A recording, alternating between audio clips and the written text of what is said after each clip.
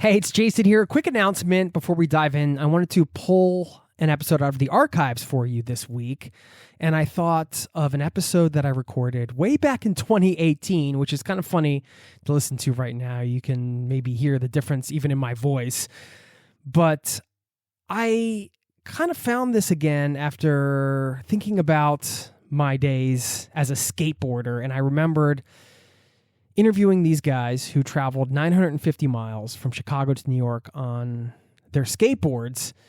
And it was a very sort of spontaneous, unplanned kind of thing. And there were a lot of lessons in this episode that I walked away from. And for some reason, it just stuck out in my head as, this is one from a while ago that I think has a lot of good stuff in it. Some, life lessons we can pull out, and also just the adventure in and of itself was really cool. So that was why I pulled this one out. I hope you enjoy it.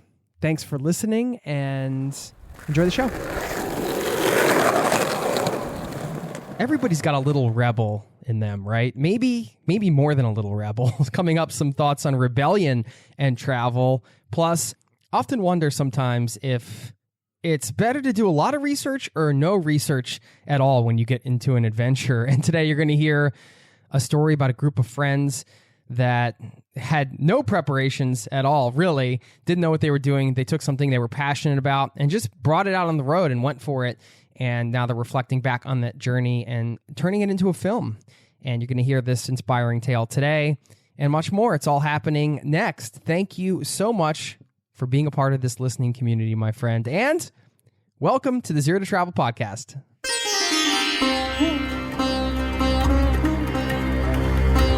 You're listening to the Zero to Travel podcast, where we explore exciting travel-based work, lifestyle, and business opportunities, helping you to achieve your wildest travel dreams. And now your host, world wanderer and travel junkie, Jason Moore. Hey there, it's Jason with ZeroToTravel.com. Welcome to the show, my friend. Thank you so much for hanging out, spending a little time letting me bring a little travel into your ears. This is the show to help you travel the world on your terms, to fill your life with as much travel as you desire, no matter what your situation or experience. And you're joining many thousands of listeners from around the world. Thank you so much for being a part of the caravan, this listening community. Got to welcome the new listeners as well. I've been getting a lot of emails, people checking in, letting me know they found the podcast and they're binge listening, which I love, sending me some pictures from out on the road. I got some pictures from New Zealand the other day. I think that was Kara that wrote me an email.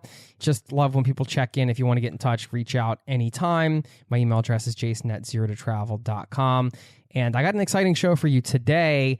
Something that I was very passionate about for a long time. I still enjoy this group of friends took skateboards on a journey across the U.S.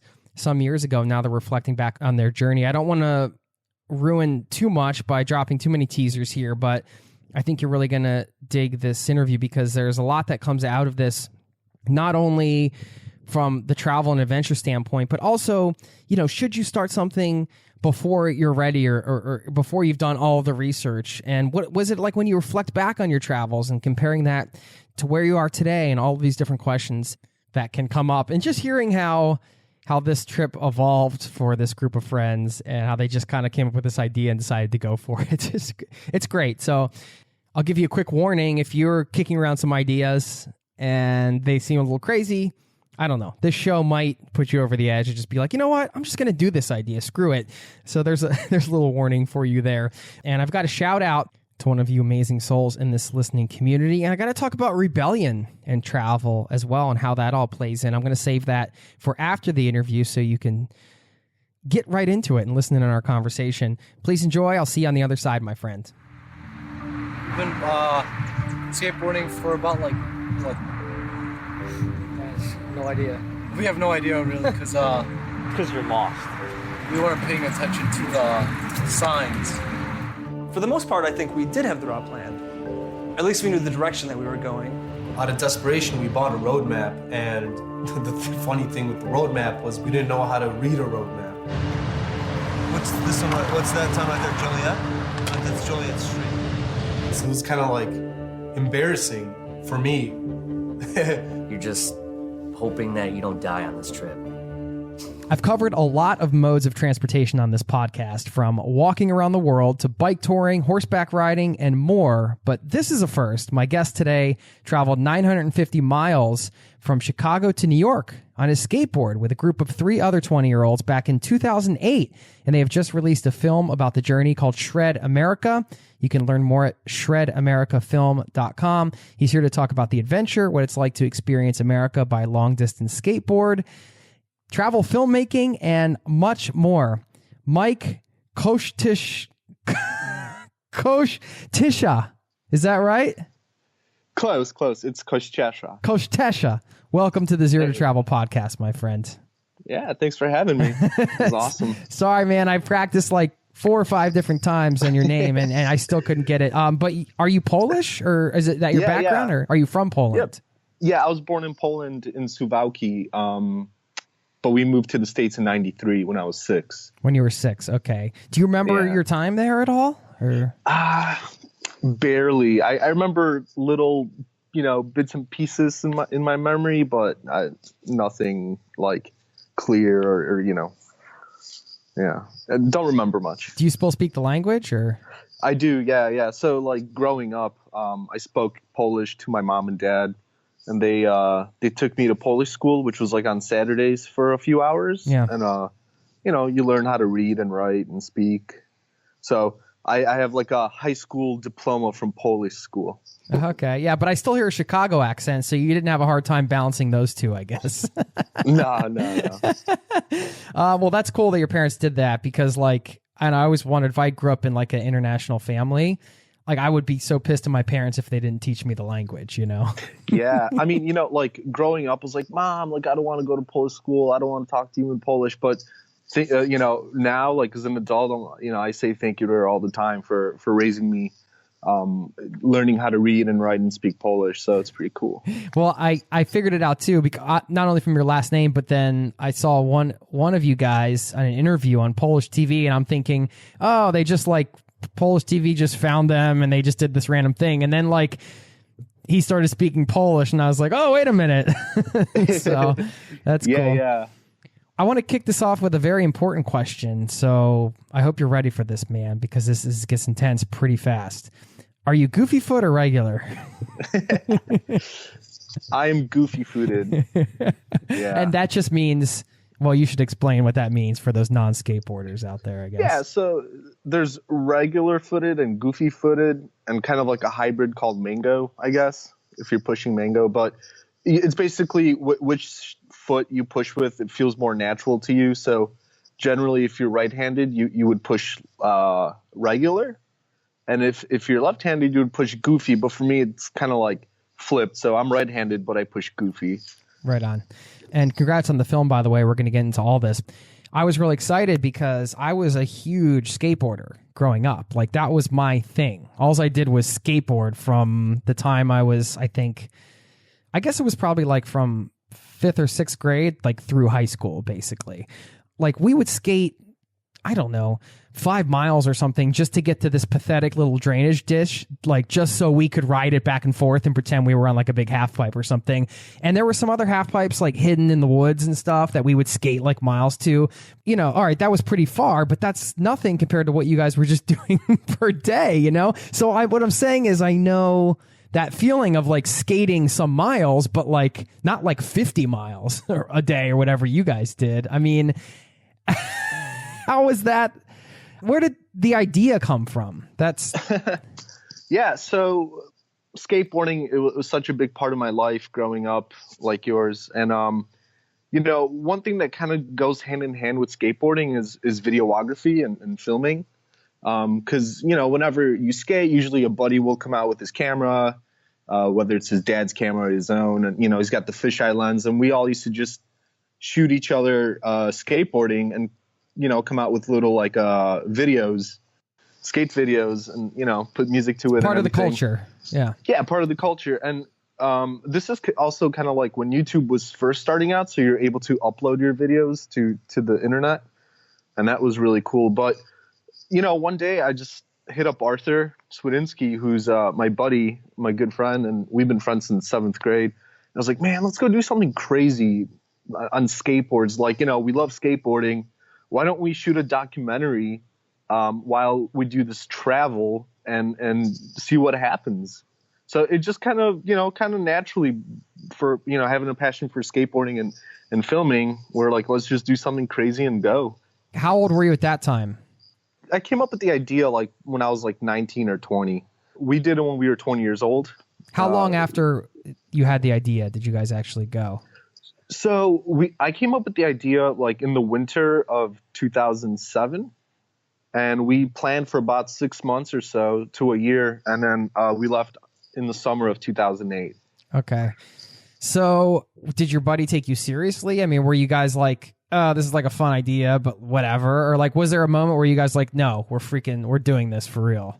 I think it was the moment like, yeah, we're doing this for real. I contacted him, I called him up and I was like, let's do something crazy. Let's skateboard from Chicago to New York. And it was never like, should we do it? Should we not do it? What are our parents going to say? Nothing like that. It was just like, we're going to go. And a few months later, we planned to go on June 2nd, 2008, figured out a date. We're like, it's going to happen. Picking a date's key, right? I mean, did that help you guys to pick a date like that? Yeah, totally. Because, before you pick a date, it's just this kind of idea. Theoretically, yeah. Swarming in your head, and you tell people. But until you have a date to actually go on something or do something, it's just an idea. As soon as we set a date, it was full steam ahead. So we had to find 2 guys to come with us to be kind of like the cameraman, which turned out to be a disaster because biking and filming doesn't go hand in hand. So the 2 guys were on bikes. The idea was that you guys would be on skateboards, they would be on bikes, and they would be filming the whole thing. Yeah. Like we didn't know what we were doing, first of all. So we thought that, these guys will be on bikes. They could also film us since, biking is quicker and easier. They could get ahead and get shots of you guys coming and all that kind of stuff. Exactly. Yeah. They could bike down like, a mile or so ahead and get the shots. But it quickly turned out to be the bikes were even harder than the skateboards because, just so many issues with the bikes. And basically, James Lagan, who's from Des Plaines, Illinois, suburb of Chicago, and Tony Michael, he's also a good skate park buddy of ours. So James never rode a skateboard before or really biked. Tony, however, knew how to skateboard and he was a skate park buddy.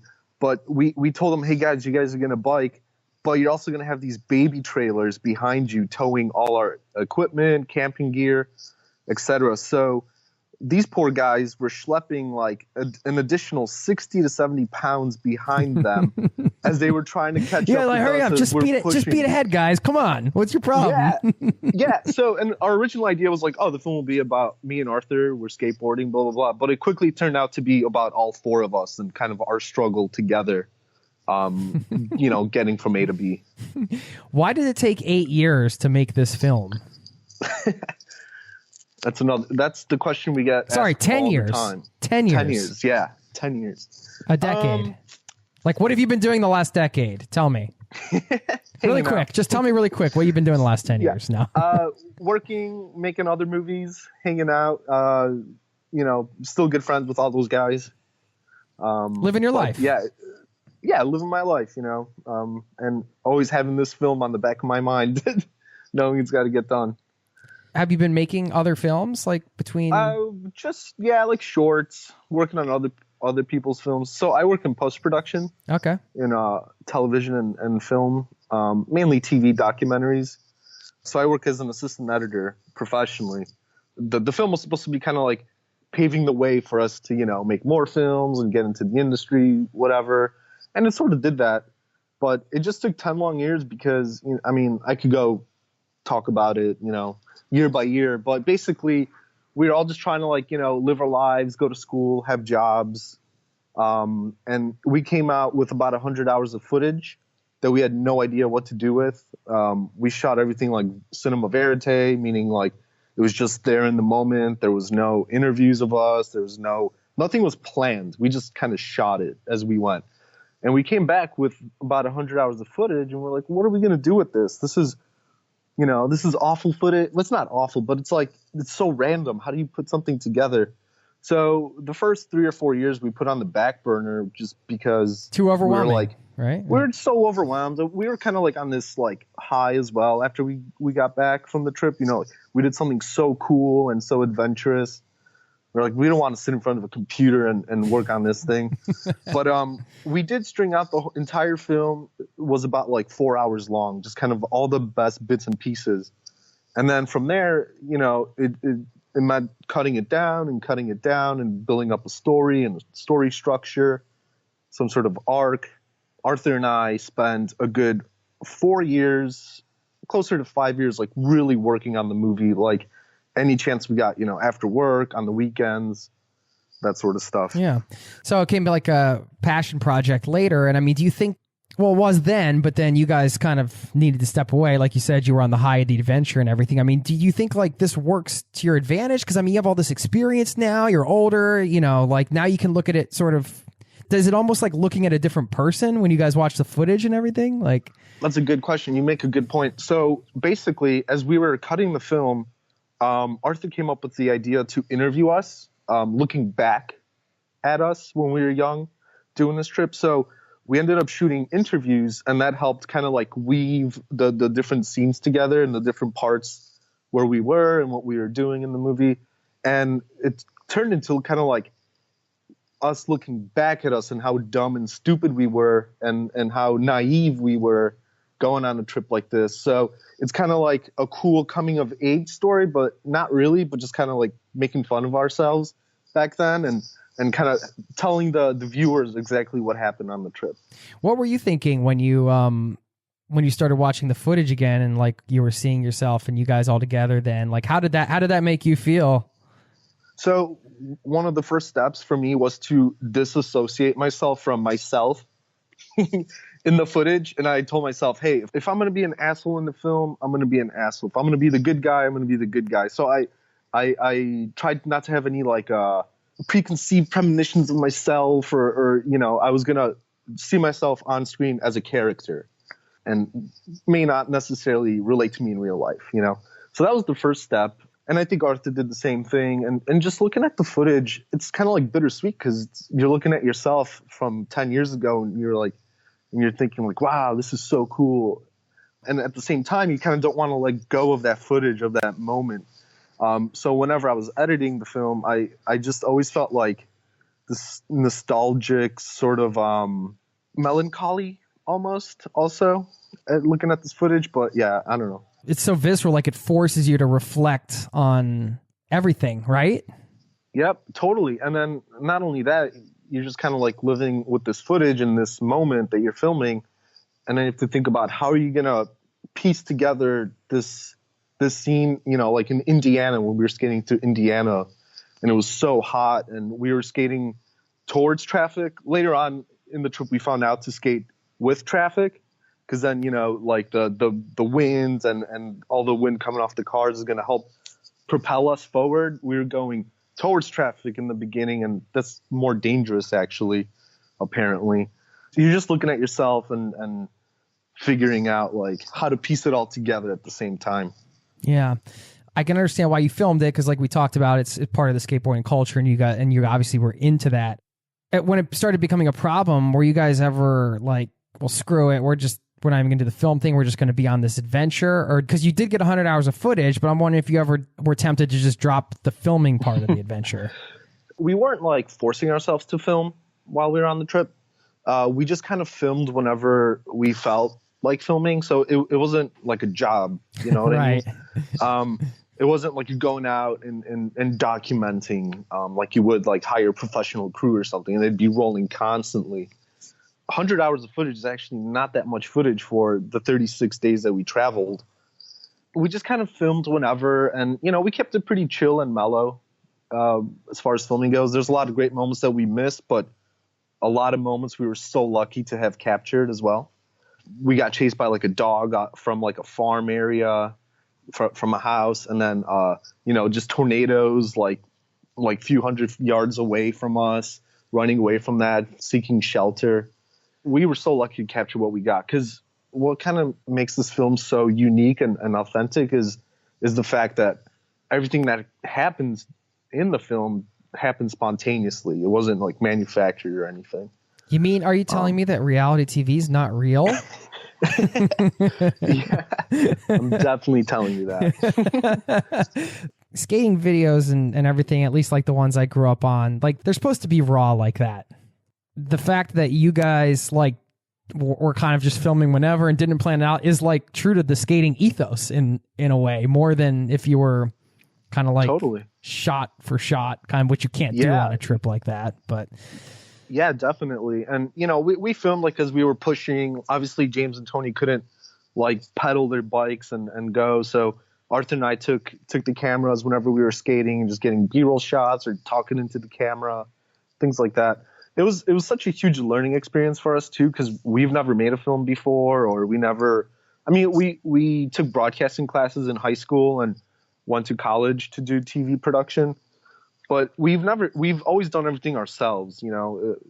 So we were kind of like learning as we were going, but then we were looking at the footage and we're like, oh, we could have done this and this and this a little bit differently.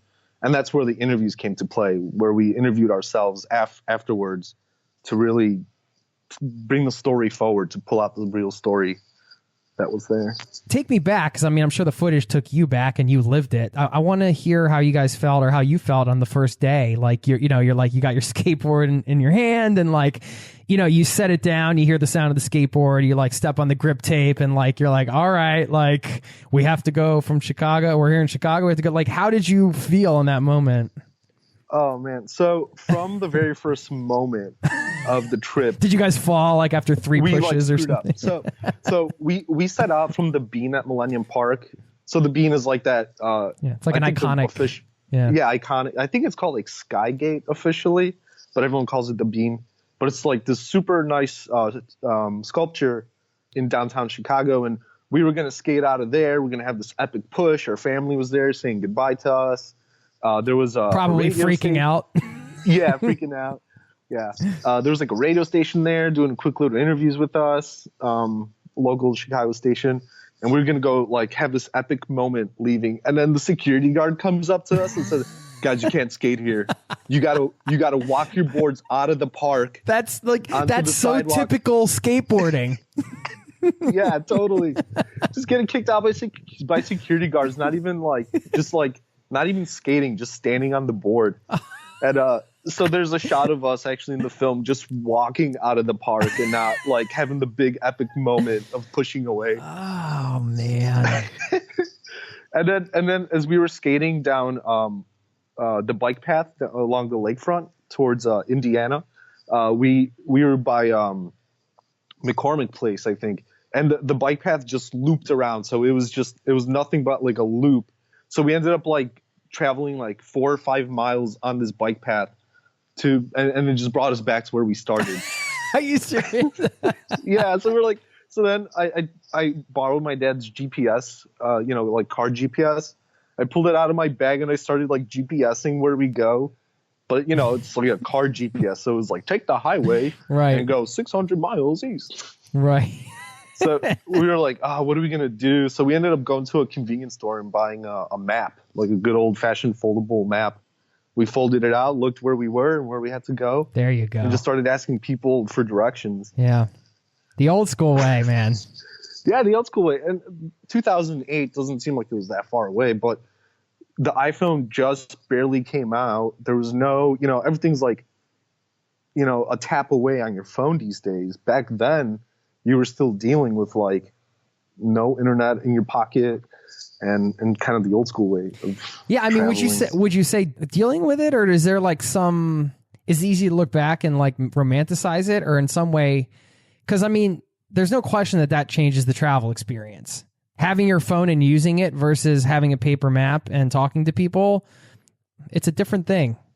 It is different. The human interactions you have with the people as you're traveling is great. Asking for directions, but at the same time, I wish we did have a cell phone with Google Maps or something, because that would have helped us out a lot and cut down a lot on the travel as well.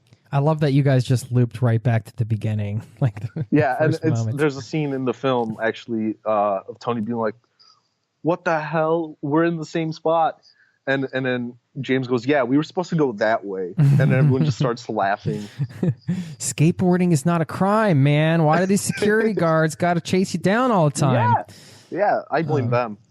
Yeah, I blame them. My buddy lived across the street from a community college, and we used to go over there and skateboard like just to get chased by the security guards. Like that was the point of it. And then they would chase us and we would skate away and then go back another day. And so punk rock. Hell yeah, punk rock.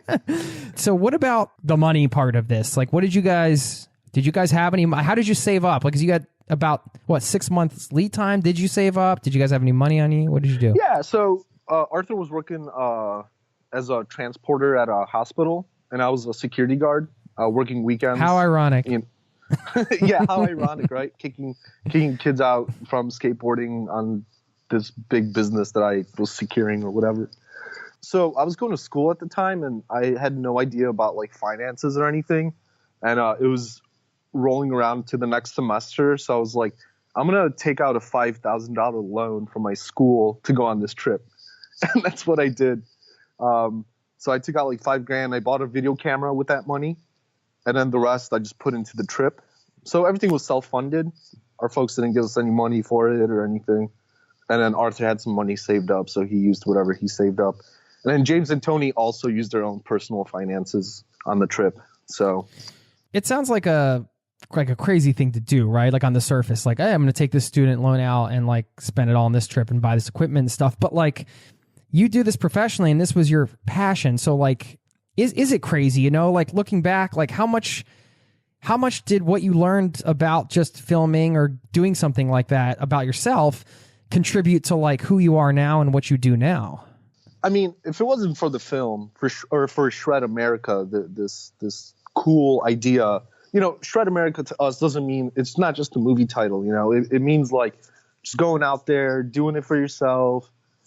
Being ambitious and just believing in yourself and just going, you know, do something adventurous, something wild, something crazy, something fun, whatever you want to set your mind to. You know, everyone talks like, I want to do this, I want to travel here, or I want to accomplish this, but not a lot of people go about and do these things that they dream of. So to us, Shred America is kind of like this idea of like just going and doing it. So we were going to do anything we could, and taking out a school loan just made the most amount of sense to me. And you know, it was a passion, and I just took it with me throughout my life. So Shred America to me was kind of like if I want to get into the industry to make films or videos or anything, I'm just going to invest in myself and go and do it, rather than, you know, putting that towards education. Although I did go to school, and I never graduated, actually. I moved to New York from Chicago, and I was like, if I'm going to do this, I'm going to do it by myself. And I moved out here and found work freelancing, and, you know, that's it. I agree. It's like, you know, investing in yourself and, you know, choosing yourself. Having a vision, you know, having a goal or an objective is important. You know, going to, like if you're in college, going to class just to go to class doesn't make a lot of sense. You have to go to class to learn what you want to do for in the future, you know, and that might mean, you know, going and working for free or for a little money, just volunteering, like on movie sets. I used to go all the time, just PAing for free, just to gain experience. You know, you have to do stuff outside of like school or work, and you have to work on yourself. And that's probably the biggest lesson I learned from Shred America. You know, if it wasn't for Shred, like I wouldn't be here talking to you for sure. Where did you guys sleep along the way? What did you do for all that stuff, like the travel logistics stuff? So for the first few days on the trip, we stayed in hotel rooms. We were we told everybody we'd be like couch surfing, staying in people's backyards, hanging out with them. But for the first part of the trip, we were mainly in hotels just because we were so tired and we needed like good rest. And then later on, we got more comfortable with like asking people if we could stay with them. So there's a scene in the movie where we're at a department store, like a home improvement department store, and Arthur's like, I'm just gonna go to the bathroom and see if anyone's there and ask them if we could stay at their place, because we have nowhere to stay. It's storming outside. We need to find a place. There's no hotels around. And Arthur goes to the bathroom and he finds a guy about to enter the stall, and he's like, really quick, dude, it's cool if you say no, but we're looking for a place to stay. You think we can stay with you? That's an interesting opening line in the bathroom. Yeah, you know, yeah, it's cool if you say no, but I have a question. James, like what? James caught it all on camera, and it's such a great moment in the movie. And the guy ended up being like he was a college student, and so we stayed at his dorm room with a bunch of guys. That was in Lima, Ohio. Hopefully I'll meet someone in the washroom and they'll be like, yo, man, I'll let you stay in my place, yo. I hope someone comes in here and I ask them if I could stay and they should say yes. So I go into this department store and I see a guy in the bathroom and he's about to take a dump. I know you're like, gotta use the washroom right now, but really quick, me and my buddies were skateboarding across the US and we need a place to crash. You think like, you know anyone that would like let us crash at their place for a night? Especially since it's like a college town. We don't need we can sleep on the floor, like it doesn't even matter. We have 2 bikes to take care of, like put them somewhere, but that's it. You like any buddies? Take us for a night? Man, I don't know, because we're moving off tonight. We're moving our stuff out of our place tonight. If you want, we can like exchange numbers. Alright, cool. Alright, cool. 340. 340.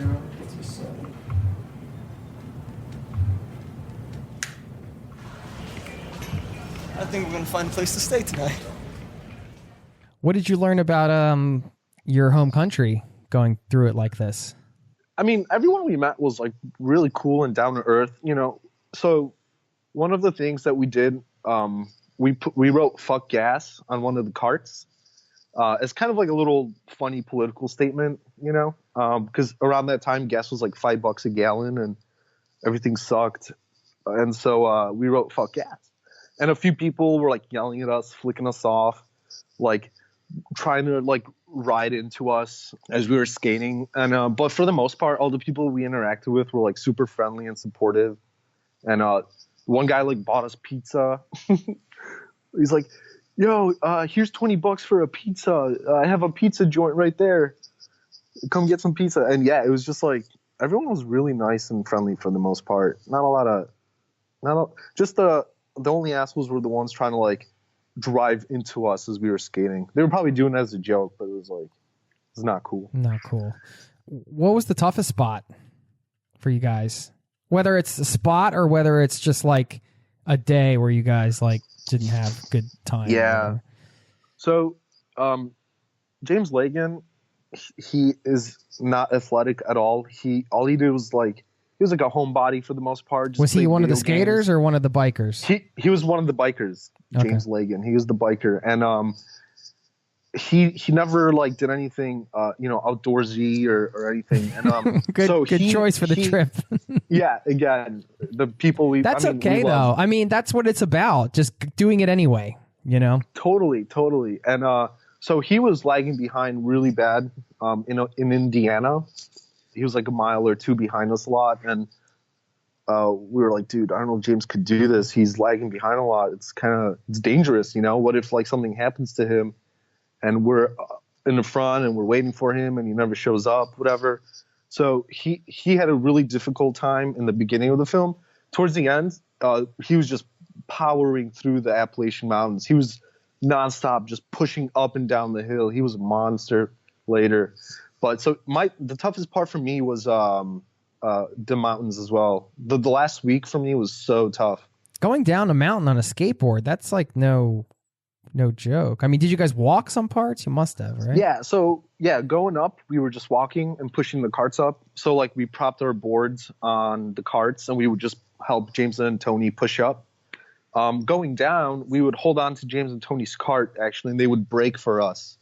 So, you know, we'd pick up a lot of speed. I'd be like, yo, you got to brake, man. I'm losing it. And then there was one time in Ohio where Arthur got speed wobbles going down the hill, and he ate shit and tore up his hands. And luckily we bought some helmets. So we stayed with James's uncle in Columbus, Ohio, his uncle and aunt. And the uncle's like, you guys have helmets? We're like, no. Because, you know, who wears helmets when you skate, right? That's not cool. He's like, I'm going to buy you guys some helmets because it's going to get dangerous. And sure enough, like the next day, Arthur fell and ate shit. Oh, man. That was fortuitous. Yeah. And then Tony, he like popped his shoulder. So another stupid and dangerous thing we did, we rode at nighttime. in the mountains, just because we didn't make enough miles in the daytime. So we averaged between 30 and 50 miles a day. However, sometimes in the mountains particularly, we did like 10 just because it was so tough. So to pick up miles, we would ride at nighttime, pitch black. If just cars are just like zooming by. And Tony was just riding his bike and he popped his shoulder. And it was like a big scary moment there too, because we weren't sure what was wrong with him. And we ended up just like walking to the nearest town and booking a hotel. You know, if you're in like these certain stretches, you guys are on skateboards. You can't like, you know, it's not like you can instantly get somewhere that quickly. But yeah, and Arthur and I, we told everyone we wouldn't get any car support, so we would not hitch any rides or you know pick up like get a cab or something. So we vouched we would just skate the whole way. James and Tony, we would like get those guys like we would stop like a pickup truck and be like, hey, can you drive these guys to the nearest town? They just have so much heavy equipment and we'll just skate there, no problem. So a few people let us do that. But for the most part, it was all us pushing, walking, riding. So you said it was 36 days, right? And you guys made it. Yeah, we did 950 miles in about 36 days. In those 36 days, we took about 5 days off from the actual riding. We would just chill. Like we chilled in Pittsburgh for a day. We chilled in Columbus for a day and some other random towns. How did it feel when you guys rolled into NYC? Oh, it was surreal. None of us have ever been to New York. What a way to come for the first time. Yeah, it was surreal. So like as we were pushing into Times Square, because we told everyone we'd go to Times Square, and just like all the lights, and it was just the look on our faces you could see in the film. It was just surreal. Such a great moment. Did you guys got along pretty well the whole time? I mean, like by the end, were you pretty? I mean, you're bonded now for life because of this thing, right? I mean, yeah, for sure. On the trip, I got into a few fights with Tony and with James. Arthur was kind of always the peacekeeper between all of us. He was always like the level-headed guy. I was always like, come on, we got to go. You know, we're telling everyone we're doing this. We're not doing it. And so I got into a few fights with those guys. But, you know, looking back at it, it's like, it's all right. It's all good. We still love each other. Do you still skate? I do. Not like, I don't like skate anymore just because I don't want to get hurt. But I'll skate around town for sure. I don't like hit up the skate park too much. What are you hoping to get out of this film, like maybe personally and also like from people that are watching it? Yeah. So personally, I just want people to watch this film and just feel like they could accomplish something like this. I mean, I think what the film does a really good job at is like taking the viewer on the journey with us. It's not like, oh, look how beautiful America is.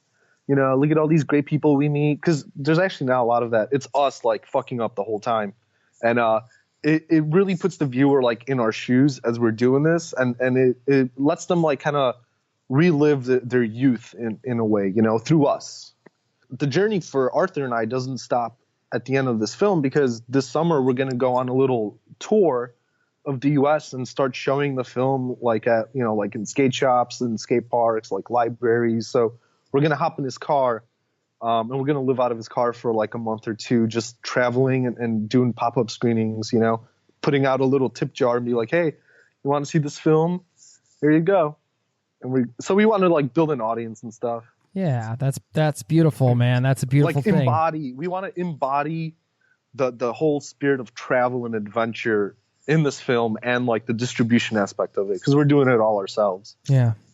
So well, congratulations. I mean, it must feel pretty good to like now 10 years later, like have this piece of art that you guys made in this moment in time, you know? Yeah, totally. So we're premiering the film in Chicago on March 24th, 2008, next month. 2018, yeah. Sorry, 2018, yeah.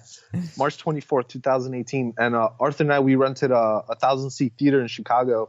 We're inviting everyone over, just advertising it, and we're just going to show the film to everybody, you know. We're not doing any festivals.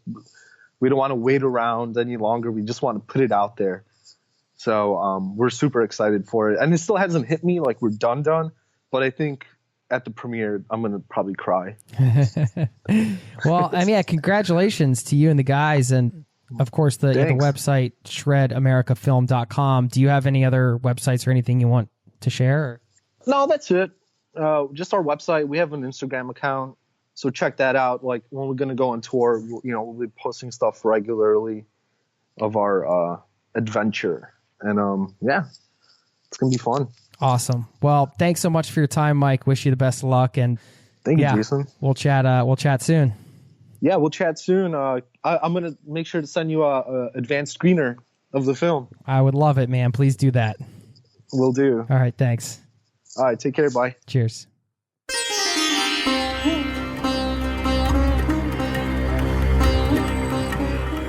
There you have it. I hope you enjoyed today's interview. I want to thank Michael for stopping by, sharing his story. It was interesting, to just kind of explore that from a bunch of different angles. And I can't imagine, having all that video footage of me traveling like 10 or 20 years ago and watching that again. It must be a really surreal experience, and just cool to hear what that was like for him and the adventure and everything like that. I used to skateboard growing up, and that was a huge part of my life. As you heard during the interview, I talked about it a little bit throughout the show. It was a big deal. And I want to talk about what I learned about rebellion and nonconformity from skateboarding, and maybe how that played into my travels later. Now, a quick shout out to Michelle. She wrote me an email, said, "Hi, Jason. What an inspiring podcast. My husband and I are actually planning our big move to Europe this December. We are now in the process of selling our house, getting rid of all of our stuff. My mom decided to buy a home, so she's taking everything we own, paying off the last bit of our debts, and making arrangements for us and our little family to move. We also have 2 dogs that we're taking with us. It's surprisingly easy to move dogs abroad with you, no matter how big. We've been talking about this plan for about 2 years, and we're finally making real moves towards our goal." Goes on to say, "We can't wait to finally have nothing holding us back from the life we've always dreamed of. Thanks for throwing a great show for us to listen to." Michelle, thank you for listening, Michelle, and I'm glad that this show played a part in helping you out to inspire you to do all this. Before I let you go, skateboarding was a huge thing for me. I remember there was a very popular sticker and sort of slogan at the time in the skateboarding world. Maybe it still is. It just said, "Skateboarding is not a crime." And that was because, as a skateboarder, you would get hassled everywhere. It seemed like no matter where you went, you weren't allowed to ride your skateboard. And when you're a teenage kid with not a lot of money and a lot of time, you need to do something. You need to fill it. And for me, that was skateboarding. And that's what my friends and I did every day for years. There was no question, what are we going to do today? Well, of course, we're going to get on our skateboards and ride around. And consequently, we would get in trouble a lot because we would skateboard in places that we weren't supposed to. And the whole culture around skateboarding, punk rock music, and then later for me, it was hip hop and, the underground punk rock shows and different things that happened. I didn't label them as rebellious things, but I suppose they were. They were nonconformist. They were non-mainstream things that we were participating in. And I think a little rebellion, or maybe sometimes a lot of rebellion, is a good thing at any age, because it's getting you exposed to different ways of thinking, different ideas, people that are living in different ways than you are. And I don't know, there's something about it. And for me, being a part of skateboarding and skateboarding culture, and being somebody who wasn't a troublemaker or was scared to get in trouble and didn't want to get in trouble, but then skating in these places or doing these things where I could get in trouble was scary and a little uncomfortable for me. And I wasn't keen on getting, I've never gotten arrested or anything like that. But I don't know, that sort of experience of living a little bit on the edge and doing something a little bit different than everybody else. And it feels kind of good, As I was thinking about this, I was like, did my skateboarding years somehow play into my travel years in a way? I never really thought about it before this episode, before I even sat down to record this episode. But now I think maybe there was a little bit of that sort of rebellion in me, that skateboarding cultural, sort of nonconformist rebellion thing, where it's okay, yeah, it's okay to do things a little bit different. And I want to do that. I like to do that. It feels good. And when I started traveling, it was definitely something that not a lot of people that I knew were doing, and was not a traditional path. And maybe that's why it felt so good. I don't know. Maybe it felt good to just get that sort of passion, that I had as a teenager for something, as a young teen, when I was so into skateboarding, just like obsessed about it and into it all the time, and that's just was our life. Get that for travel and have that be okay, even though it felt rebellious because I wasn't doing the sort of normal thing that most people do or whatever. I'm just using normal in air quotes. So maybe it did play in. I'm not quite sure. But anyway, a little rebellion, it's a good thing, I think. So be a rebel today. Be a rebel, my friend. And I want to thank you for being a part of this listening community, the Zero to Travel Caravan. If you haven't subscribed to the show, do it now. Subscribe. Would love to have you on, and I got plenty of great shows coming up in the months ahead and beyond. And you can always get in touch with me and let me know if you're needing help with anything or if you want to suggest a topic for the show or whatever. I'm here. I read all the emails. Sometimes it takes me a little while to respond to them because I'm bad with the email lately. I'm rebelling against my email inbox, I suppose. Or being in front of the computer too much would be the thing, I guess, I'm rebelling against. But anyway, get in touch because I do read them all, and it's really nice to hear from you. So thanks again for listening. I'll let you go. I will see you next time. Take care. Have a wonderful day. Cheers. This podcast has been brought to you by ZeroToTravel.com. Ideas and advice to make your travel dreams a reality.